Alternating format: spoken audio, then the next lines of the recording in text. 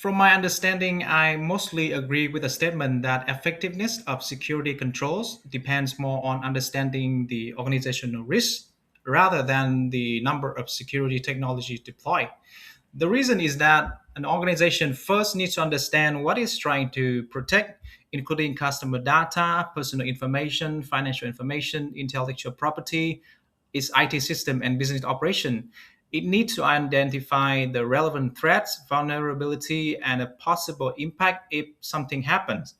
So the risk management is the process of identifying, assessing, and prioritizing the organization risk is very important, and they should begin with that risk assessment. Only then it can lead to choosing what kind of technology they want to buy. If they do not understand the basic risk, might spend more money on the unimportant product but still leave the most important assets exposed. For example, a company might allow employees to work remotely using laptop. The important assets might be confidential customer information. Threat could be the theft of the laptop or unauthorized access. The vulnerability might be weak password, lack of encryption, or excessive user privilege. So the impact could be loss of confidentiality or even modification of information. So after identifying the risks, this organization can select appropriate controls, including full device encryption, MFA, screen locking, remote wiping, or access control. So these serve as a security measure for the mobile worker in the BYOD environments. So access control also involve identification, authentication, authorization, and accountability. This is important because security is not only about stopping outsiders, but it is also about making sure legitimate user can receive only the access they actually need. The principle of least privilege support this idea.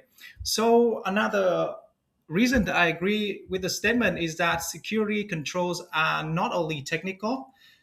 So we can also have physical, we have technical and admin control, comprising of preventive, detective, and corrective control. So, for example, a firewall antivirus program is a technical control, but these tools alone cannot prevent other problem like employee may be falling to the scams or clicking to the phishing emails or social engineering attack. So security awareness trainings is important in this sense rather than another security products or installing the software.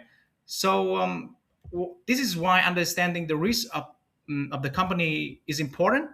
So I also think that the CIA principle can help the organization to decide which controls are the most important because if they consider confidentiality is their priority, encryption and access control can be prioritized.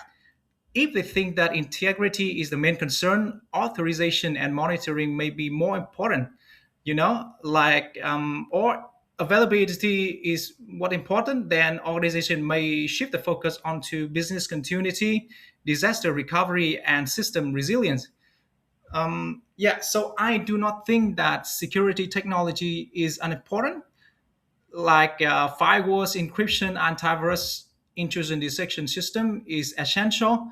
Nevertheless, their extent of effectiveness can only be deployed when the actual risks are really assessed and analyzed.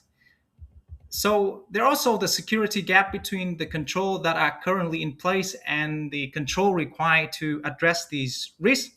So it is a useful way to understand that risk assessment helps an organization to identify the gap before deciding what controls are necessary. So I'm mostly agree with the statement. Having more security technology does not actually create better security. Effective security depends on understanding important assets, identifying threats and vulnerability, evaluating impacts, and then choosing appropriate controls. So technology is still important, but the right control depends on the risk assessment rather than simply having a large amount of technology. Thank you.